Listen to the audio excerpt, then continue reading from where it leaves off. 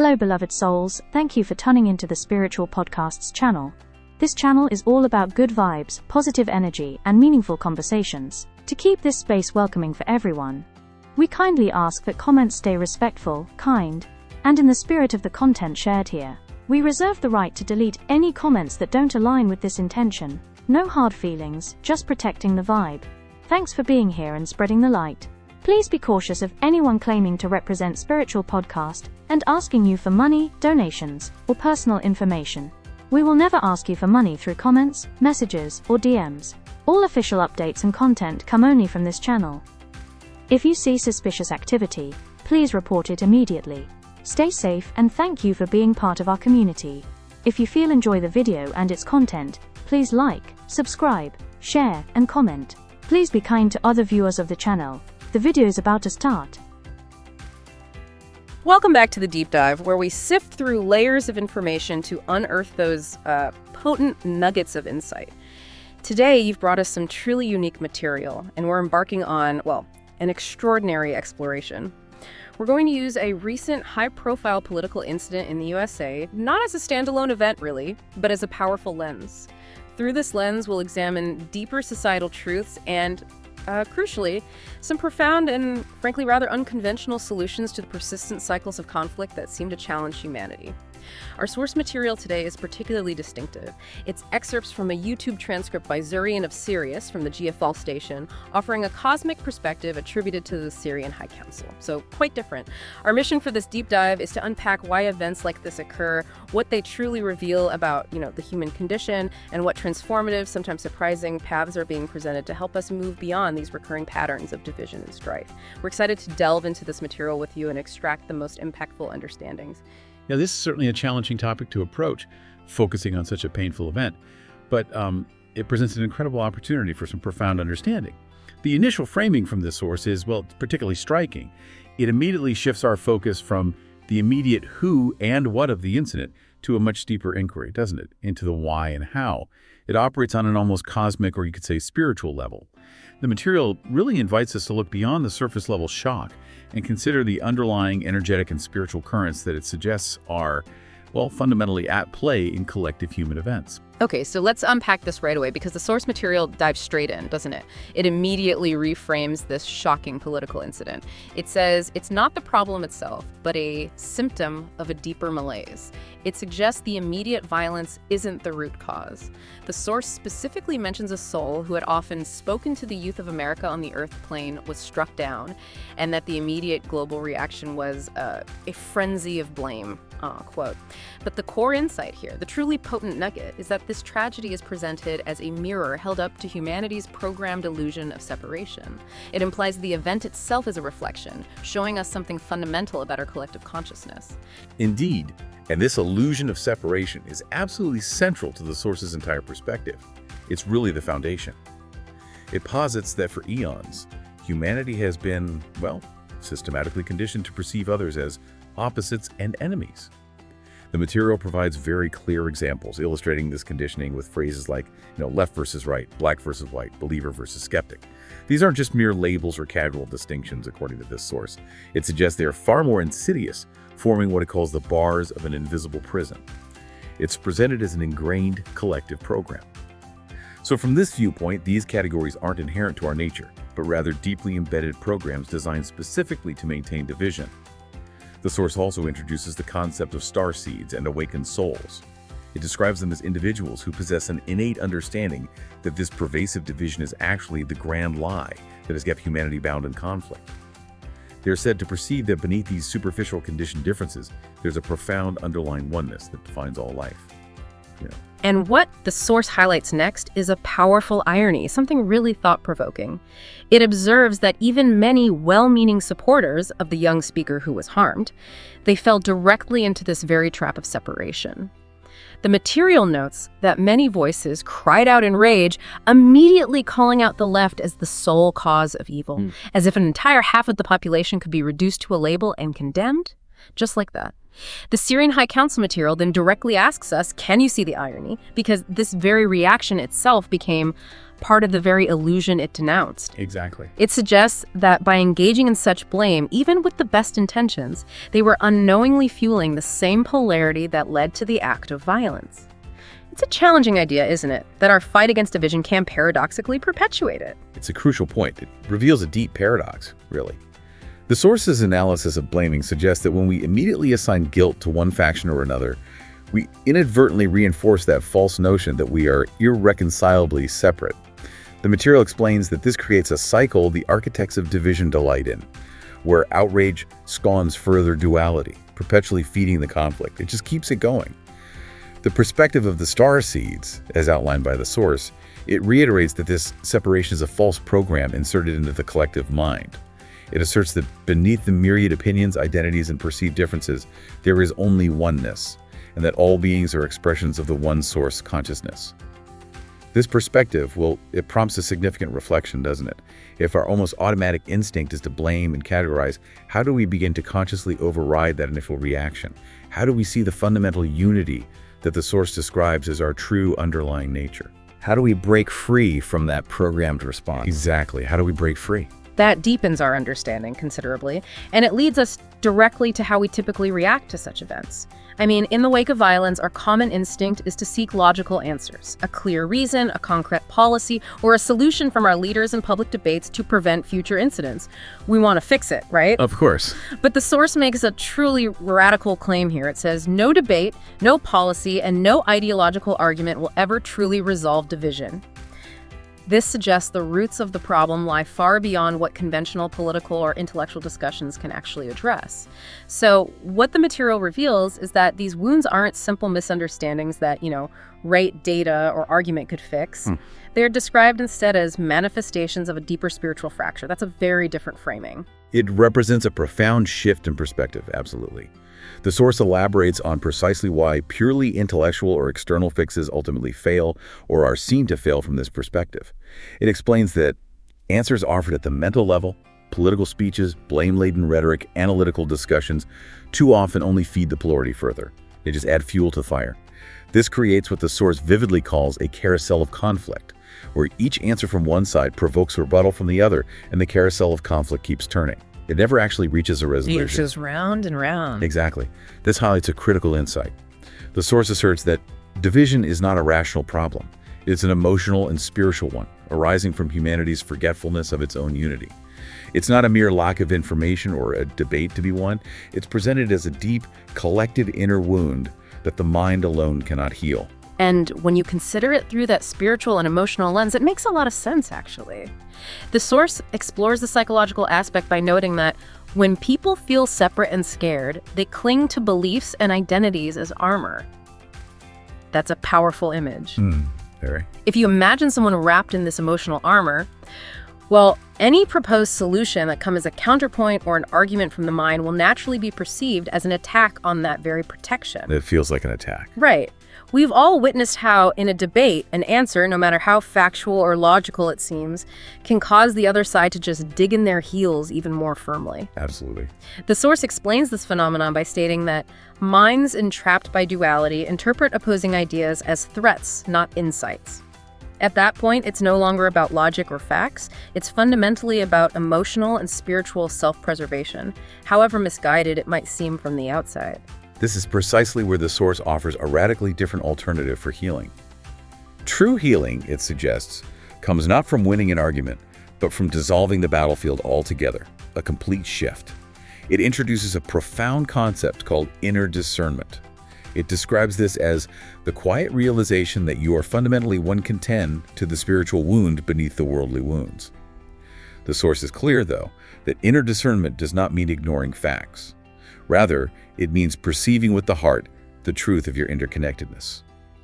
It's a different kind of perception. Perceiving with the heart. Yes. And a key insight here is the idea that when enough individuals achieve this inner recognition, when they discover, as the source puts it, that what they're seeking in others is already within themselves, then the entire collective tone will gradually shift.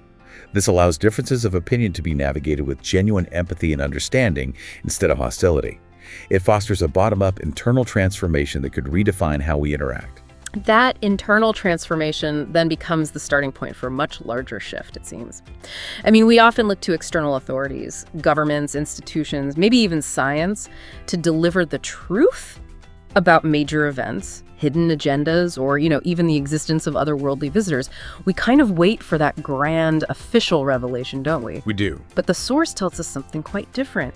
It claims that even if governments were to announce every single secret and provide every conceivable answer tomorrow, Even then, the core malady of separation would remain until humanity awakens from within. This implies that the most profound revelation, the most powerful form of disclosure, isn't something external at all, it's internal. Precisely. The source explains that the most powerful revelations are those that arise in the heart of an awakened being. It really emphasizes personal, direct lived experience. Yeah. It offers vivid examples of this inner disclosure, like when you as an individual experience a moment of profound unity, perhaps in meditation, prayer, or simply a moment of compassion, you disclose to yourself the truth of your oneness. That's the disclosure. That's the real disclosure, according to this text. This personal, lived revelation, the source argues, possesses a healing power far beyond any official report or public debate. It progressively dissolves divisions one soul at a time. The material posits that answers delivered through mere words pale in comparison to answers lived through unity consciousness, suggesting a deeper experiential truth is needed.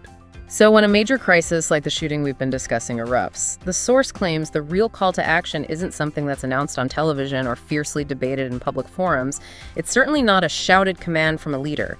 Instead, it's described as a vibrational summons sounding in the hearts of those who are receptive. A subtler frequency that is being broadcast by the cosmos itself. That's quite a concept. This inner call doesn't direct you to choose a side and fight. Rather, it whispers, remember who you are, step out of the illusion. This describes a profoundly different kind of leadership and guidance, one that originates from within, right? Indeed. It's a complete shift from historical models. Historically, leaders have cried, "Follow me," to rally people under flags, banners, causes. Right. But the source suggests that the true "follow me" in this current era isn't about allegiance to any specific political figure, ideology, or external movement. Instead, it's an invitation to follow an inner beacon of unity. It's characterized as a call emanating from source, beckoning each individual to rise above the dualistic fray. And a key insight here is how those who genuinely hear and resonate with this summons often feel an unease with the usual battle lines drawn after such events. Yes, I can see that. They find that they cannot march into another ideological war. Something within them profoundly resists perpetuating the cycle of conflict and blame. They just can't engage in the same way. And what exactly is that something? The source describes it as the memory of oneness stirring to life within individuals, which then manifests as a deep urge to step off the battlefield of sides altogether.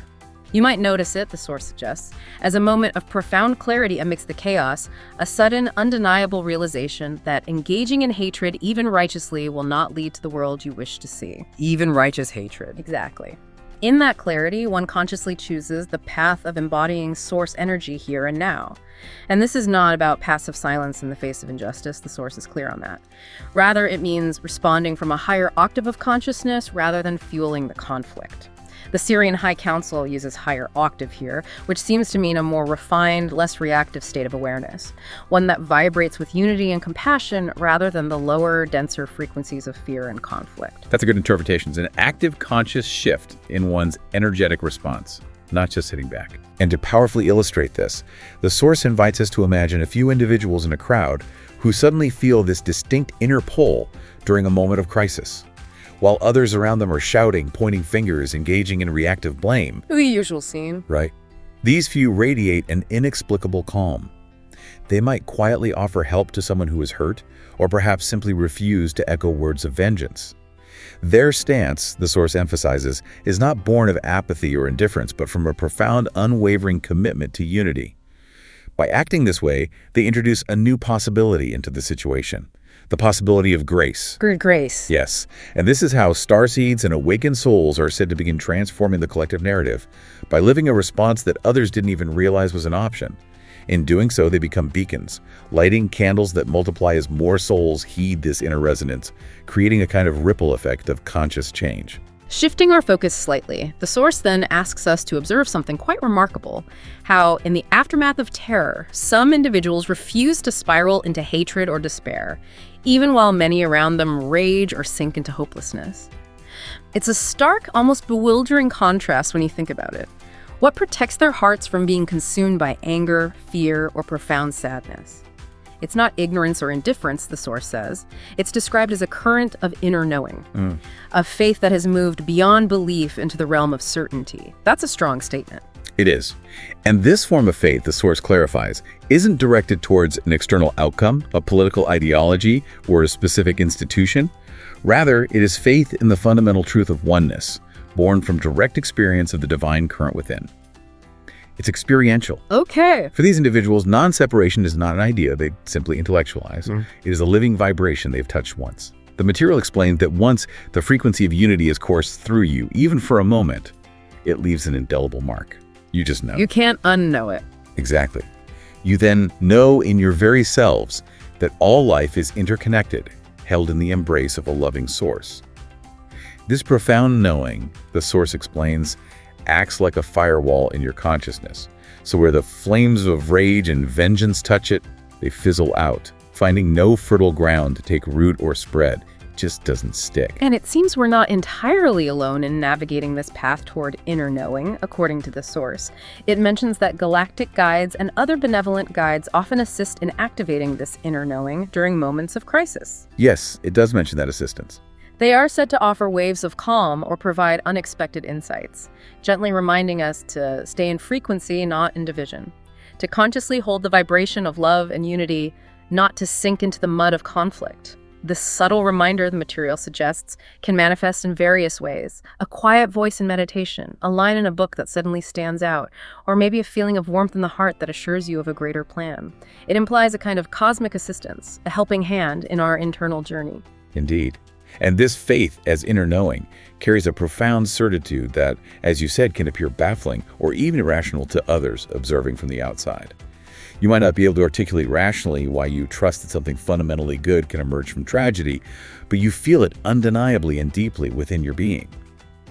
The source offers a beautiful analogy for this. It is akin to standing in the eye of a storm. Yes. All around, winds howl, but within that center there is stillness and blue sky above. Those individuals who are anchored in this inner current become that still point of peace. They hold a consistent frequency that effectively declares, I refuse to believe in a world governed by hate. I know love is the ultimate reality. Such faith, the source concludes, is not weakness, it is spiritual heroism. A very strong claim. Spiritual heroism. Yes. It breaks the chain reaction of fear and retaliation, offering instead a profound space of peace where true healing can finally begin. Okay, now moving our lens to a broader, maybe more ancient perspective, the source connects these ideas to ancient prophecies. It specifically mentions the biblical phrase, every valley shall be exalted and every mountain made low. It interprets this not merely as a poetic image, but as a prediction of a grand balancing of extremes, and, significantly, the collapse of all artificially sustained hierarchies and the end of control systems that have long constrained humanity. A major rebalancing. Right. The core insight here is a powerful one. The material indicates that all institutions and structures not founded in truth and unity will not endure the oncoming light of awareness. It speaks of an inevitable energetic reckoning. This leveling, as the source describes it, is a truly crucial part of the prophecy it presents. It elaborates that the mightiest governments, the wealthiest corporations, any group or ideology that positions itself above others will lose its footing in this energetic shift. They won't be sustainable.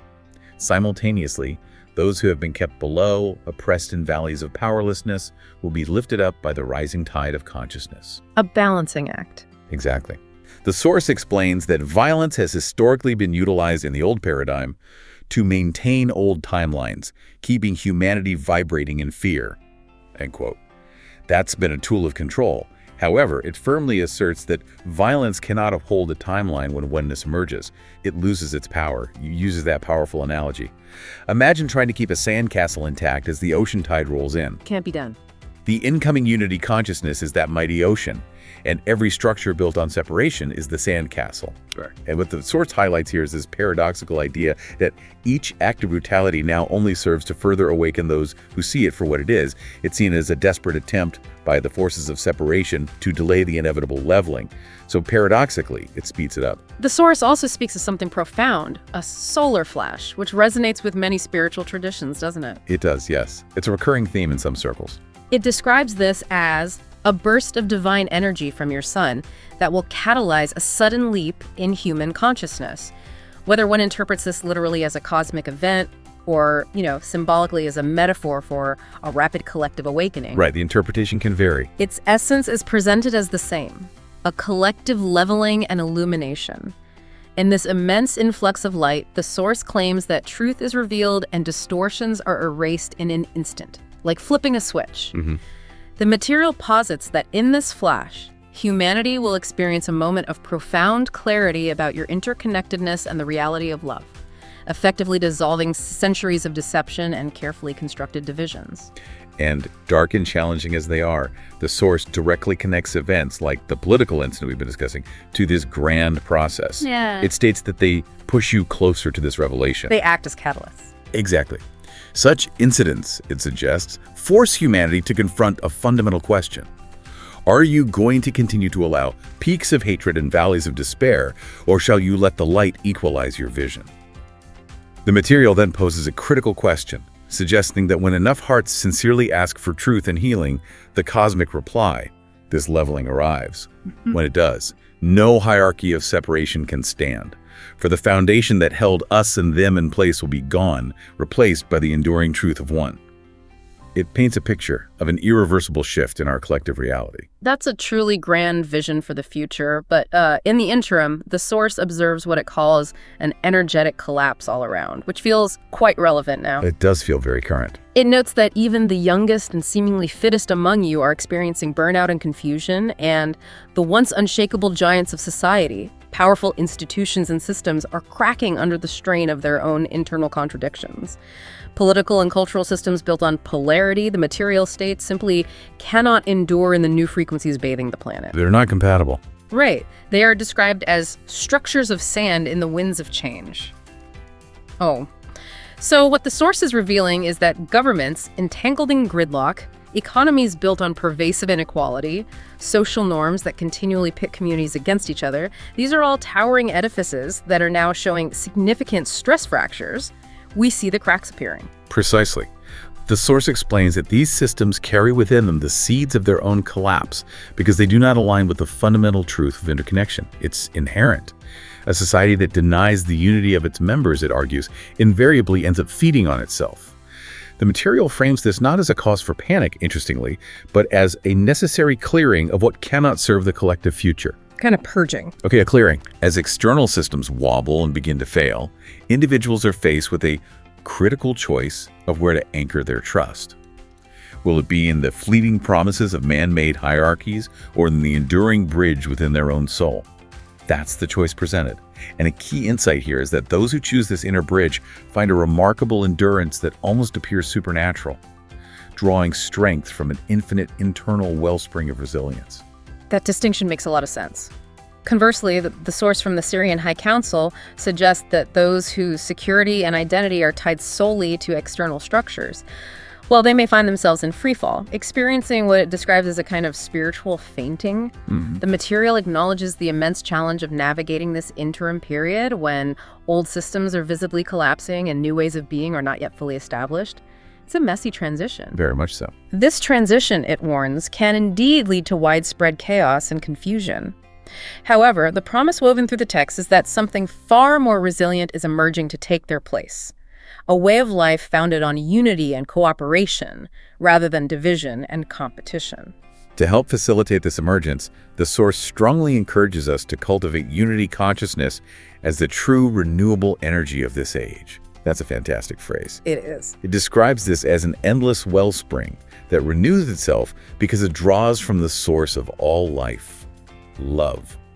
This vibrant, sustainable energy is starkly contrasted with what it calls fossilized old beliefs that deplete your spirit and leave toxicity in their wake. The material invites us to imagine communities powered not just by solar panels or wind turbines, but by collective harmony and shared purpose. A different kind of power source. An inner power source. Exactly. We catch glimpses of this even now during natural disasters, don't we? Yeah. When traditional systems fail, ordinary people often come together in extraordinary ways to help each other, transcending prior divisions with remarkable speed and selflessness. We do see that. This example raises a significant question for us. As the old continues to fall, the source encourages us to encourage the roots of connection and compassion in your daily life. That's the practical step. See these roots as the foundational scaffolding of the new earth that is poised to rise. Now let's talk about a specific group the source identifies. The elect, or starseeds. The material speaks of them not in terms of elitism, it's careful to point that out, but as those souls who chose and were chosen to bear the light during humanity's darkest hours. Chosen and chose. Entrusted with the spirit placed upon them. If you're listening to these words and something inside you stirs, the source suggests it is very likely you are among them. It's a direct personal address to certain listeners, isn't it? It is very direct, and this mantle, as the source refers to it, is indeed deeply personal. The material explains that many star seeds report a feeling from childhood that they were here for a purpose, often accompanied by an innate sense of justice, compassion, or profound longing for a more harmonious way of living. A feeling of not quite fitting in, perhaps. Yeah. The Sirian High Council posits that you incarnated precisely in the thick of humanity's testing time because you carry codes of unity designed to activate under pressure, like a dormant program waiting for the right conditions. And a crucial insight here is the idea that the deeper the collective fell into fragmentation, the more your soul's resolve intensified to emit coherence. It's a counterbalancing force. Ah, interesting. Your presence in this era, the source assures us, is not an accident. It is an orchestrated descent of light. It implies a conscious, pre-planned mission for these souls. And the mission associated with this mantle, the source clarifies, isn't about proselytizing or making grandiose public displays. It's not about being on a stage. No, it's much quieter. It's described as far subtler and more transformative. It means living as an example of a different consciousness, weaving light into the world through seemingly ordinary acts. A kind word, a healing touch, a just decision, an inspired creation. Small acts, big impact. The material acknowledges that carrying this can often feel like a heavy burden. The elect, it notes, often face significant trials, personal losses, health challenges, periods of isolation. But these are seen not as punishments, but as initiations that help burn away doubt and fear, forging you into a clear vessel for spirit. Exactly. These trials, the source explains, serve a truly vital purpose in this spiritual refining process. Ooh. Like a sword tempered by fire or a diamond formed under immense pressure, your soul has been honed by every difficulty you have overcome until the light within you shines more undistorted. It purifies the vessel. This prompts a reflective question. What can one person genuinely do in the face of such global strife and division? It can feel overwhelming. The source's answer is remarkably clear and perhaps simple. By simply keeping this light aloft, you fulfill your mission. The codes of unity within you silently communicate with codes in others, effectively broadcasting the message. The new way lives here. Every time you choose compassion over judgment, courage over fear, integrity over convenience. It's an energetic broadcast. In this modern age of information overload and rampant, often conflicting propaganda, it's everywhere. It's deafening. Right. The source observes that amid this deafening clamor of words, humanity finds itself no closer to healing. Our minds are saturated, overloaded, and our hearts often grow weary of empty rhetoric and endless debates. It's exhausting. So, what, according to the source, possesses the power to truly cut through all that noise? Its answer is simple and profoundly powerful. Presence, pure, loving, grounded presence. It's an emphasis on being rather than doing or saying constantly. Yes, the quality of being. The Force explains that a being deeply centered in non-separation carries a silent influence more powerful than the most eloquent orator. It's a resonance. When you are able to sit firmly within your heart field and consistently radiate peace, you become, as the Source puts it, a living scripture that others can feel, even if they cannot articulate precisely why they are affected. They just feel something. Exactly. A key insight here is that in your presence, others might suddenly find their anxiety ease or their anger cool without you saying a word. Your very being, the Source posits, becomes a tuning fork that causes those around you to resonate, however subtly, with the frequency of calm and compassion. And this isn't just presented as the mystical idea. The source mentions that heart coherence and positive emotional states have been demonstrably shown to influence others biochemically and emotionally. There's a science connection hinted at. That's a powerful and deeply practical idea, actually. It brings it down to earth, and it powerfully reinforces the need for embodiment. Humanity, the source states, does not need another theory or ideology. It needs embodiment of peace. We've had enough theories. Exactly. It needs you in whatever corner of the world you occupy to be a sanctuary of sanity. So when people around you are raging about who is to blame for the world's ills, your centeredness gently challenges the narrative that you must choose hatred. It offers another option just by existing. Your conscious refusal to engage in demonizing anyone creates an oasis of no conflict in which others, even momentarily, can find a sense of peace and respite. A breathing space. And the beauty of this approach, the source explains, is that these individual oases have the potential to expand. It's not just isolated points. Over time, these oases can expand and join, forming lakes and rivers of peace that flow into the parched landscape of collective consciousness. A beautiful image. It really is. This raises an important question for us to consider. Do not underestimate the profound value of simply holding your light, maintaining that centered presence. It might superficially seem like doing nothing in a world that constantly demands overt action and reaction. Yeah, it can feel passive. But the source asserts that it is in fact profound activism on the energetic level, helping to write a new story for humanity. It suggests that long after political slogans have faded and academic books have been shelved, the subtle, deep shifts made by this kind of presence will endure, having quietly shifted reality itself. Okay, moving to how these truths are revealed to the wider world. We are definitely in a climate of pervasive distrust right now. Undeniably. It feels like words themselves have lost much of their power. Trust in political statements, media reports, even expert opinions, it's arguably at an all-time low. People have been lied to, misled, disappointed so often that skepticism has become like a default setting for many. Understandably so in many ways. Right. The recent political incident, the source observes, only amplified the war of narratives, leaving the average person feeling dizzying and disheartening, just confused and worn out. In such an environment, the old adage rings truer than ever. Talk is cheap. Grand statements, no matter how eloquent or well-intentioned, can ring hollow if they're not backed by something tangible, something real. This is precisely why the source from the Sirian High Council powerfully emphasizes that demonstration is disclosure. Action speaks louder than words, essentially. Demonstration is disclosure. I like that. It suggests that what the world truly needs now is not another slogan, another manifesto, but rather a living, embodied example. By living authentically in your truth, you are revealing the very truths that the world so desperately needs, but can no longer absorb from mere words. For instance, you can passionately talk about the idea that all humans are fundamentally one family. We hear that a lot. But when people directly witness you treat a supposed other with genuine respect and kinship, perhaps crossing the usual societal divides of politics, race, or class, it bypasses their mental filters and shows up as undeniable reality in front of their eyes. This tangible proof speaks louder than any sermon or lecture ever could. And this concept goes even deeper, doesn't it? Your inner peace, the source explains, is itself a profound form of disclosure. Yes, just the state of being. It discloses the truth that there is a source of stability and hope, even in chaotic times.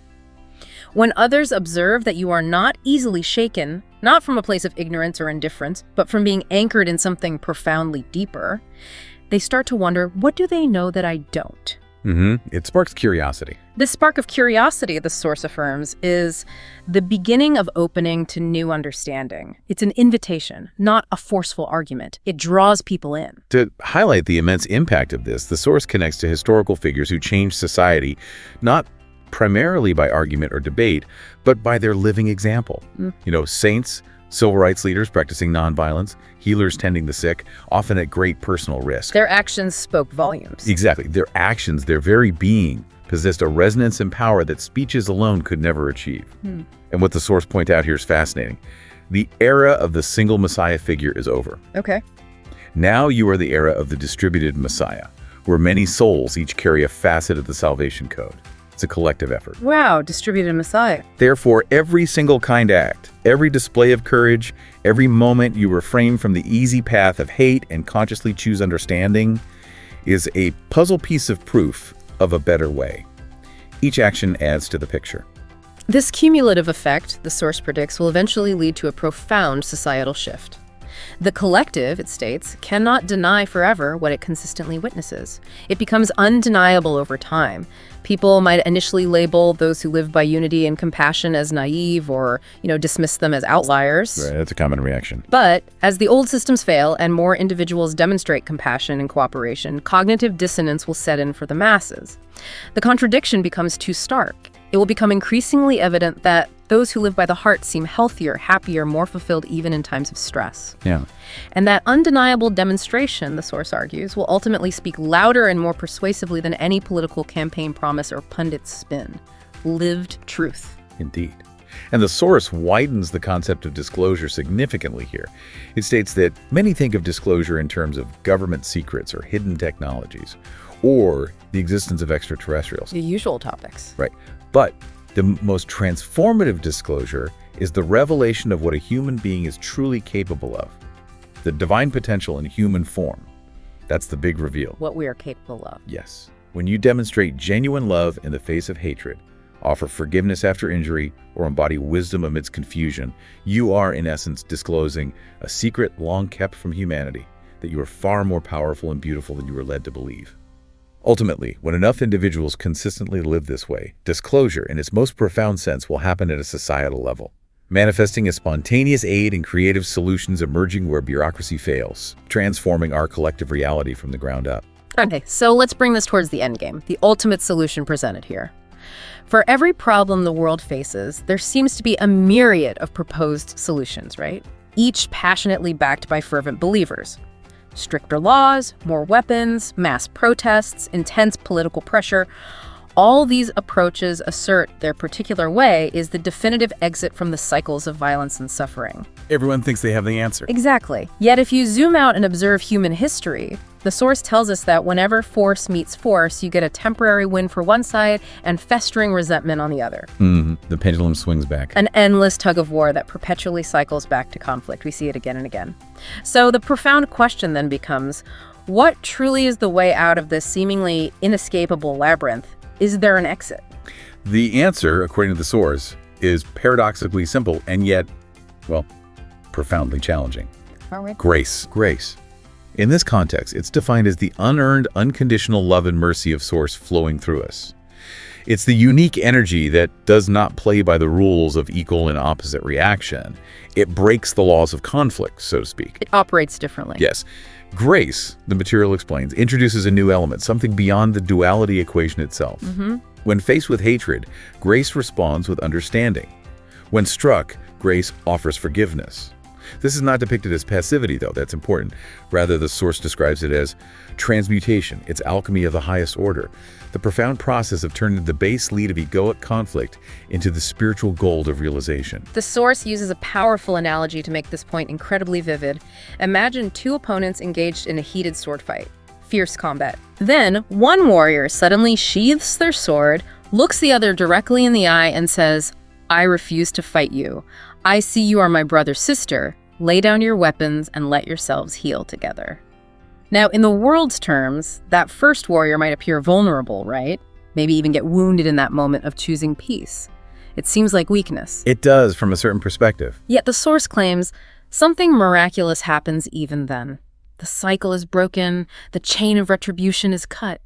It speaks to a power beyond conventional victory or defeat. The source explains that the apparent defeat or vulnerability of the one who chose love plants a seed in the heart of the aggressor and the wider world that witnesses it. It might not sprout immediately, that seed, but it is eternal. It has lasting impact. It lingers. Yes. When star seeds and light workers consciously radiate non-separation, choosing grace over vengeance, they are actively creating cracks in the iron walls of the war paradigm.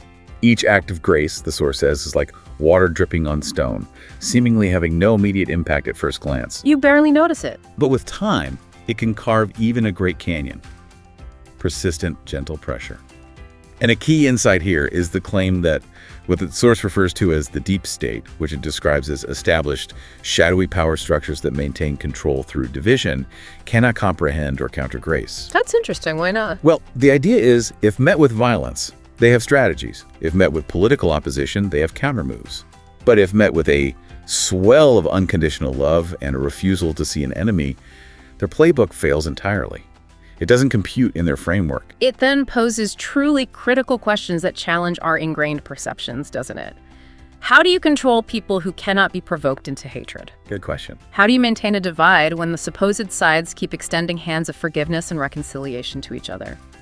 The source contends that it simply becomes impossible. The very fabric of us versus them tears apart, not in destruction, but in revelation that there was only ever us as. It speaks to a dismantling of division from the inside out, through a shift in consciousness. And this grace, the source reveals, isn't solely a divine quality bestowed upon us from outside. It asserts that humanity can invoke and channel grace actively by aligning so completely with your inner divinity that it overflows naturally. We become conduits. We can actively bring it forth. Yes, it flows as a direct result of your state of being, which means self-care and dedicated spiritual practice, therefore, are not selfish indulgences, but revolutionary acts in this paradigm. They build the capacity for grace. That reframes self-care completely. It does. This prompts a significant question. As more starseeds begin to live this way, grace will increasingly saturate the collective field, creating a tipping point scenario where the prevailing paradigm flips from conflict to cooperation. In this new reality, the source suggests the warmongers find they have no fertile ground to sow discord. Humanity will then genuinely struggle to recall why we ever fought the way we did. The memory itself might fade. Wow, what an extraordinary journey we've been on together in this deep dive. From the initial shock of a political incident, we've come to understand it through the lens of the Sirian High Council, not as an isolated event, but as a profound symptom of humanity's programmed illusion of separation. We've explored why purely intellectual fixes often fall short, discovering the idea that the underlying wounds are spiritual. We've delved into the power of inner awakening, the subtle vibrational call to unity, and the pivotal role that starseeds apparently play by consciously embodying grace and grounded presence. We've touched on ancient prophecies of a collective leveling and the eventual collapse of old systems, culminating in the ultimate transformative power of grace itself as the only true exit from endless conflict, according to this source. You brought this truly unique material to our deep dive, and the insights within speak profoundly, perhaps, to the unique path you, the listener, are on, asking you to fundamentally reconsider how you engage with the world around you. Absolutely. The core message that emerges is truly profound. The immense transformative impact of an individual's conscious choice to embody unity and grace. The source tells us quite directly that the exit was through a door called grace, a door that was in your heart all along.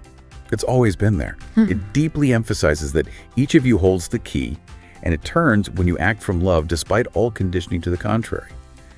As you consciously embrace and live this truth, the shadows of challenging incidents like the one we discussed will begin to fade in that light. Their lessons will integrate into a new chapter of the human story, one where grace will stand as the hero. It means that every single time you choose unity over division, you are actively turning that key, and a lock somewhere releases, whether it's an ancestral pattern, a collective community wound, or maybe a deeply personal trauma. Each choice matters. So here's a final thought to leave you with, building on everything we've explored today. If all of these divisions are indeed an illusion, a programmed belief, and the ultimate truth, as this source suggests, is that we are fundamentally one interconnected organism, then perhaps the most radical act of courage isn't to fight the darkness head-on. Maybe it's to simply refuse to participate in its game altogether. What if true power comes not from winning a conflict, but from recognizing that the conflict itself only exists because we choose to give it our energy and perpetuate its narrative? It challenges us profoundly to consider, how would our daily interactions, our decisions, our reactions, and our very perception of the world shift if we truly, deeply, and unconditionally believed in this fundamental oneness of all life? Something to really sit with. Thank you for bringing us this incredible, thought-provoking material, and thank you for joining us on this deep dive into its profound insights. Until next time, keep exploring, keep questioning, and above all, keep tending to that inner light within you. Thank you so much for tuning in. I appreciate your time, and I look forward to sharing more with you soon. Until next time, take care and have a wonderful and blessed day.